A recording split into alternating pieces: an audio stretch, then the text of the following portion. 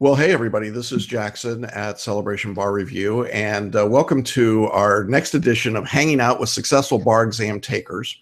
And today, I really get excited about doing this because I get to revisit some of my favorite students from the last 25 years. And so I guess if I don't like you, I'm not going to invite you on the show.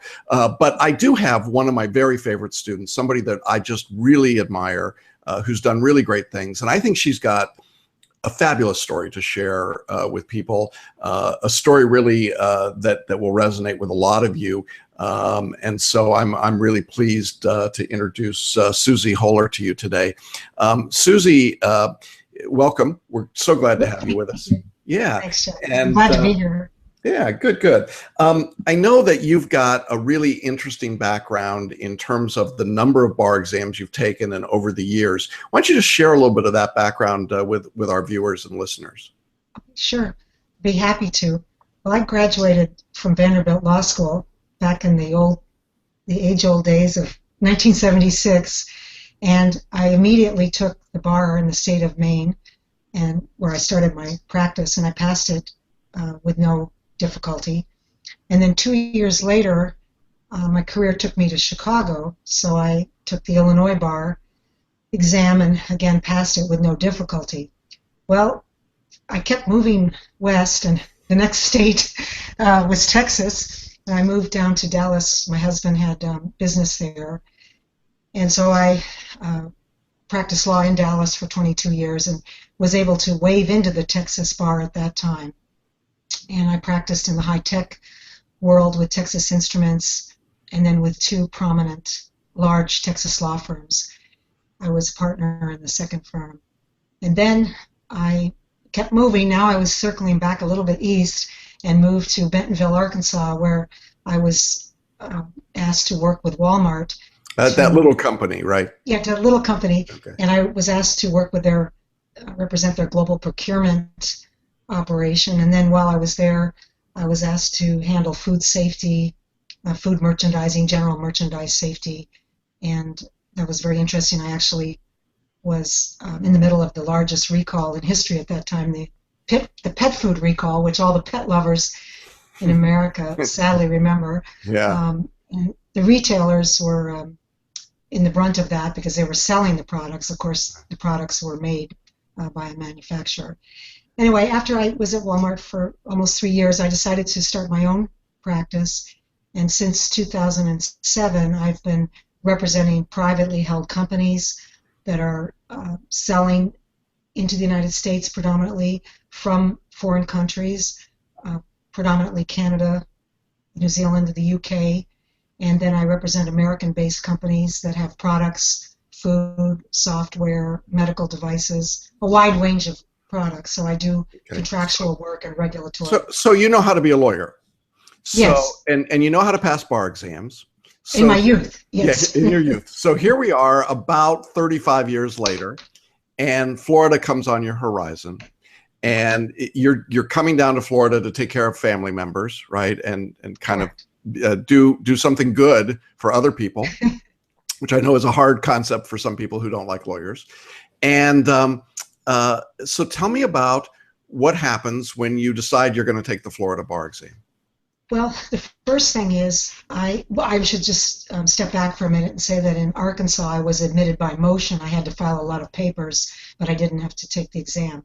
When I decided to come to Florida to help my mother, who's in her 80s, and also be closer to my brother here, I underestimated the amount of studying that taking the Florida bar would require.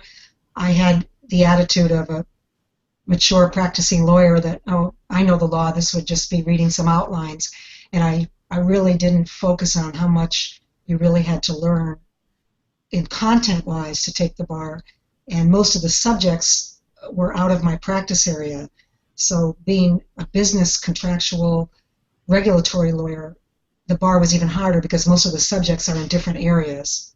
So I would say my first thing was completely underestimating the time and attention it would take to be successful. Yeah, and so you came in to take the bar, and this is the sad part of the story. You didn't sign up with Celebration Bar Review initially. my big Boo-hoo. mistake. Really. Yeah, I'm sad. Yes. But you took one of those big box bar review companies and some other materials, and you sat for the exam. And what were your results first time through? Well, the first time through, it was in July, and they hold it at the Tampa Convention Center. The whole atmosphere there is relatively intimidating with all the security and just the number of people. But basically, I was able to pass the multi-state and the multi-professional MPRE. But the Florida law section, I failed. And when I got the grades, it was essentially because of the essay questions. I passed one out of the 3 essays. I passed contracts, but I failed wills and trusts, and I failed the Florida constitutional law. And I passed the multiple choice part of Florida, but my big weakness was the essays. Okay. So that's got to be pretty devastating. I mean, you've been successful. You've done all of these things. You've waved into a couple of states. You've passed a couple of bars. You've been a partner in a law firm. And by the way, thank you for being transparent. There are some people that I know would not want to admit that they'd ever failed at anything, but so there you are. You've got the multi-state finished, but not the Florida part. So now, what was your thought process at that point? Well, my thought process was that what I had done had not worked, so I needed to do something else, and that the self-study component wasn't sufficient. And I realized at that point, finally, that it wasn't so much necessarily all the content, but how you write the essays. Obviously, I had failed in that, and I wrote the essays because I sent for them. You know, they mailed the essays back to me, and I wrote them like I was writing an email to a client, where I just gave the result and I didn't do the arguments. So I was lucky. I thought, well, I've got to find a tutor. So I went on Google and I found Celebration Bar Review, and I signed up for the mentoring course with you. With Jackson. Which I'm glad you did. What was that process like? I mean, I remember it from my perspective, but what were those early conferences like for you as you were getting into the writing approach? Well, it was very frustrating. I mean, you were very kind, but it was very frustrating. In my early essays, I would send them in to you, and then we would have a conversation, and you would kindly and nicely point out where I had made mistakes. Get that, folks. She said kindly and nicely. My reputation is unearned as being mean. Okay, go ahead. Line. Let me just share with you that part of the challenge, I think, for a practicing attorney is that notion of what is it that they're supposed to be doing when they write an essay. Should they be doing what they did in another bar exam jurisdiction? Should they be doing what Susie did, which was to write memos to their clients? Should you be spotting issues or just giving results? And clearly there's a preferred way to do this in which you get a better result than some other methods where things don't give you good results. And I think that one of the advantages and one of the things we'll talk about when Susie gets back online is this notion that you really have to be open to new ways of approaching the material. You have to be open to doing what the examiners want you to do. Writing a bar exam essay in Florida is very different than writing a bar exam essay in Texas or in New York. And that's one of the real challenges that I think people find. Susie, are you back? Yeah, I'm back. I guess we lost some connectivity. There we go. Okay. Well, I was just talking about, while you were offline, about the challenge of trying to adapt your writing to the specific needs of the test and the bar examiners. So that was a big challenge for you at first, wasn't it? Yes, it really was. It really was. And so I remember some of those early conversations in which you sent me some work, and how tough it was to kind of get you to reorient your thinking to this idea of, I've got to do a different kind of writing. You knew you wanted to do it, but what made the difference for you? When did you start seeing the improvement in your writing? I guess about a third of the way through. The very first couple of essays were terrible, and then I was able to, I was listening to you. I was reading the materials that you had provided, and I was reading the sample answers in the books, and then listening to what you were saying and your comments. So I guess it just was an ongoing process of figuring out that I needed to write in the style that was communicating the information in a way that you indicated the bar examiners wanted to see it. I was always driving too much to the conclusion and disregarding the other arguments. And that's just because of the way I'd worked over the years. Business people want to know the answer. They're not interested in all the analysis. They just want to know, can I do this? Can I not do it? If so, how do I do it? And so I was driving too quickly to a conclusion and not looking at the other side once I decided what I thought about the facts. Yeah, that makes sense. When you were studying for this retake, how many hours a week would you say you were putting in your bar studies? I would say at least 10 to 15 hours, maybe more. I was still working, and right before the bar, my mom fell and broke her hip, so I was having to go to the rehab center every day to help her with that. But so I did most of the studying, the bulk of it on the weekends, although I did a little bit each evening, but pretty much Saturdays and Sundays was the time that I devoted to it. Yeah, and how did you, we offer a study guide. How did you kind of sit down and think about how you were going to put your time in? Did you create a schedule for yourself? I used your schedule, which again I thought was very helpful, because at the very first go around, I had spent way too much time just doing multi-state questions online, and then I never even read some of the outlines that I had. I never even got to wills and trusts. I ran out of time, and the answer, that was one of the essays. So your schedule was extremely helpful and disciplining, and I had that on my desk, and I checked the boxes each time I finished a specific reading assignment or a writing assignment. The schedule was very good, especially if you're trying to work and you're not just a full-time student. Right.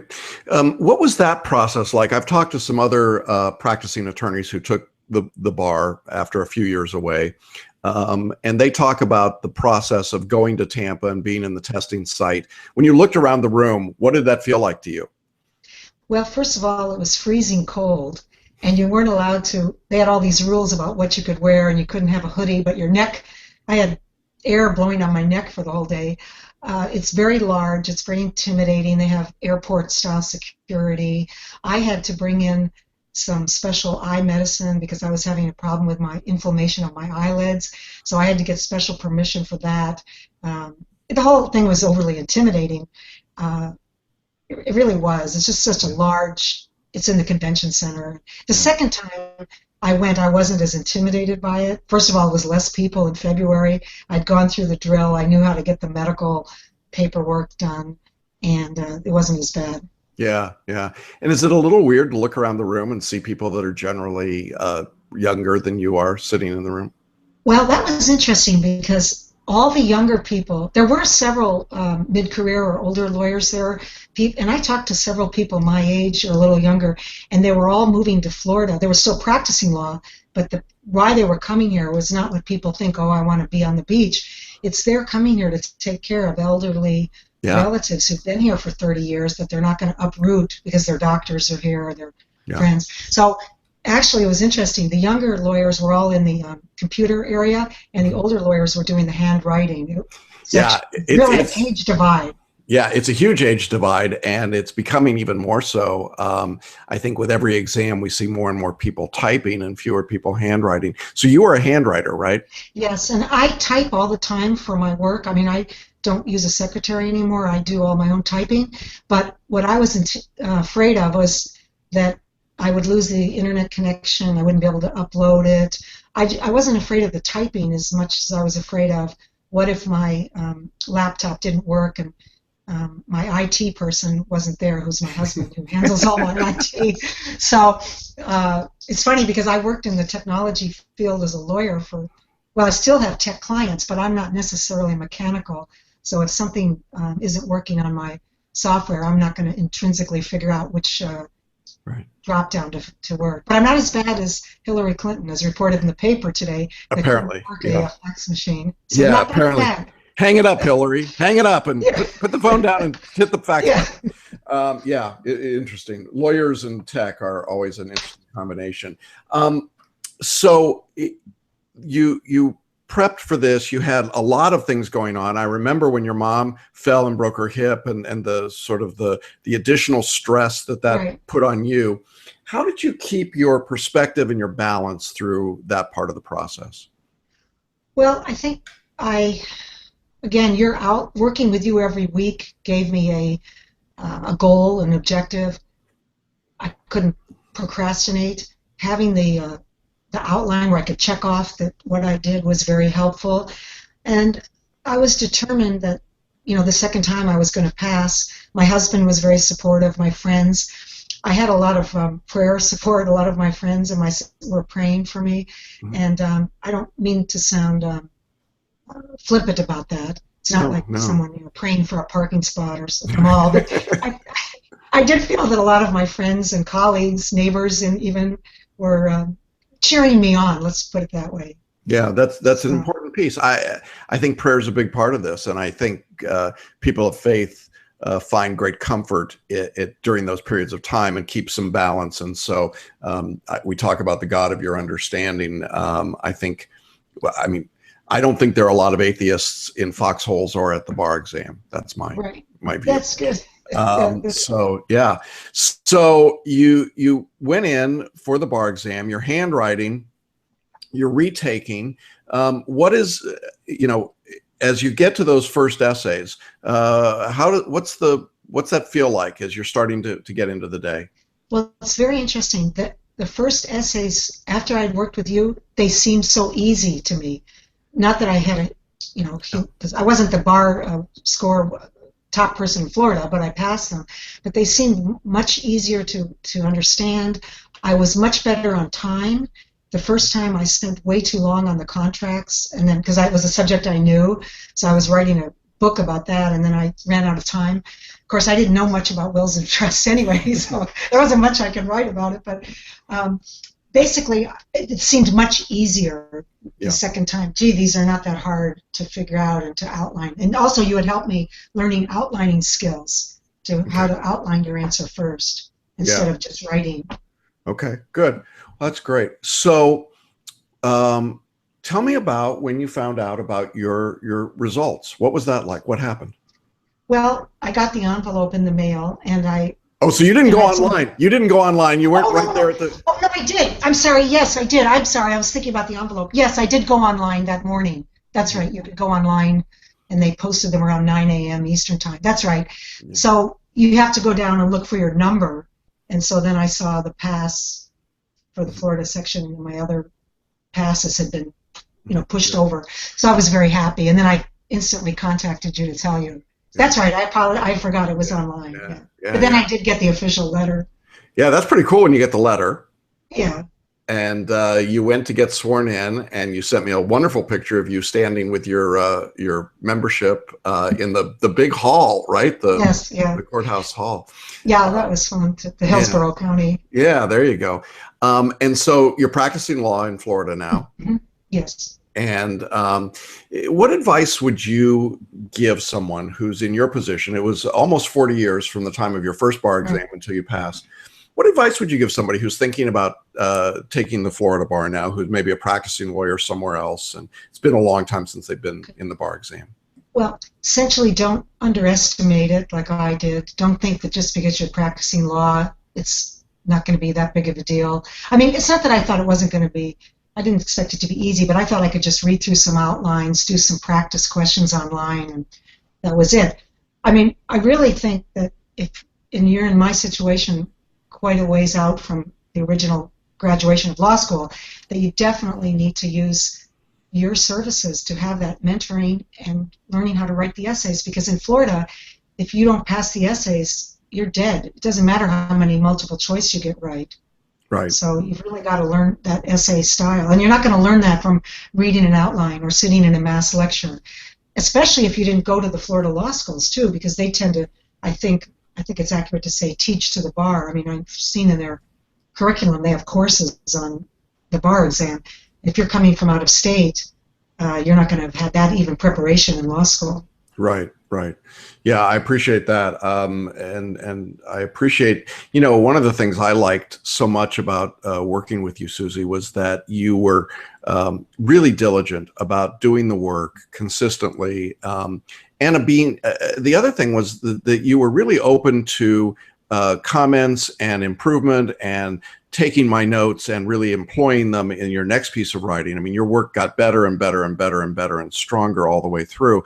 You weren't resistant to learning new ways of doing things. Do you think sometimes that's a problem for an existing attorney to kind of shift their gears and say, well, I've done this for so many years this way, and now I've got to do something different? I think I think it's a problem. You made it easy. You weren't like when I was a young lawyer, say some screaming senior partner that would yell and scream at young lawyers. That doesn't happen so much in today's workplace, but it did when I was young. So I think, yes, it's difficult because there's a bit of, there is some ego involved. And for me, I had never failed an exam in my whole schooling and career. So this was I even passed the swim test in college or whatever. I'd never failed a test before. There you go. So even math I did okay. Yeah. I passed. Yeah. So it was difficult, but I think you've got a good personality for coaching and teaching as opposed to somebody beating you over the head and saying you've got to do it this way. You explained why, the rationale for doing it. That I think was important. The policy behind it, the rationale. Yeah. And that's very persuasive. Okay, thank you. I appreciate it. Well, Susie, this is really, it's fun to work with people. I want to just tell our listeners out there that one of the really cool things about the work I do, there are many cool things, but one of them is that when I find out that someone's passed and getting that, I'm excited phone call and or email, whatever it might be, that's one of the real highs for me. And I remember quite vividly the phone call with you. But one of the other really perks of my job is that very often students send me little gifts after the bar exam. I don't solicit them, I don't ask for them, but I get them. And they've ranged, all sorts of things from Zulu coconuts from New Orleans to I've gotten religious trinkets from Europe. I've gotten all sorts of things. But Susie, you gave me something really special, and that was a copy of your latest book. And that was pretty cool. You want to talk a little bit about that? The Lean on Jesus book? Yeah. Well, yes, after the bar I wrote a small book for Christian women in the workplace, although it can be for men as well. Yeah. It was sort of in reaction to Sheryl Sandberg's Lean In, where the message is wealth and power, or Arianna Huffington's message is wealth and power, success. And I feel that for Christians, that our goal in the workplace is to bring Christian love into the workplace, to treat people like we want to be treated, to help people, to mentor, not to be jealous when other people get ahead, to look at the kind of company we're working with, or is that company doing the right thing? So I talked about issues like that, and I also in the book pointed out areas where I had failed myself, things that I had done wrong, and as you get older you reflect upon that. So it was just sharing some reflections of being a Christian in a secular workplace. Yeah, it was a terrific book. Very much appreciated it. I know my wife Sarah really liked it as well. Oh, good, thank you. And I think that one of the neat parts is that, as I say, we get these wonderful expressions of people's individuality, and that's just one of the bonuses, I think, of what we do.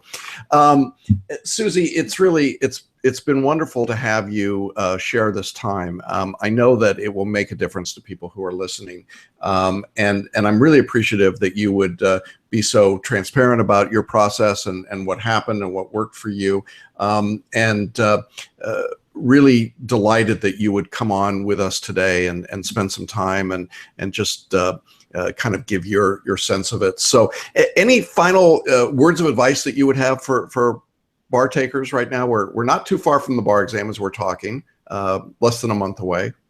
Well, I guess if they're already working with you, they're in good hands if they follow your schedule. Yeah. Again, just signing up with you and not doing what you're supposed to do. If they haven't signed up with you and they're listening, it's too late, they're working with another company, I guess the best thing is to try to keep to that schedule of working every day, not getting yourself so exhausted that by the time it rolls around, you're too tired to think, and to really, for the Florida specifically, is to really have to focus on those essays, and when you're there, not lose time on the first essay. I saw that with a lot of people, not just me, because you're looking around, you can see other people. You're not looking at their papers, but each essay's in a different book, so you can see people flipping books. And I saw a lot of people spend way too much time on the first essay, then look up and think, oh, now I'm rushing. So really, to not spend more than an hour on the first essay. Otherwise, you're behind it before you even get going. It's sound advice. I appreciate that. Well, it's been great having you here, and best wishes to you. Enjoy your time in Florida and Tampa, and I wish you good health and good health to your family. And again, thanks so much for being here. So we're going to sign off for the broadcast. And again, thanks to all of you for watching and listening and being part of our hangout. I hope you'll join us the next time. We'll bring another of our successful bar exam students along to share their ideas and tips. And thanks again for being with us.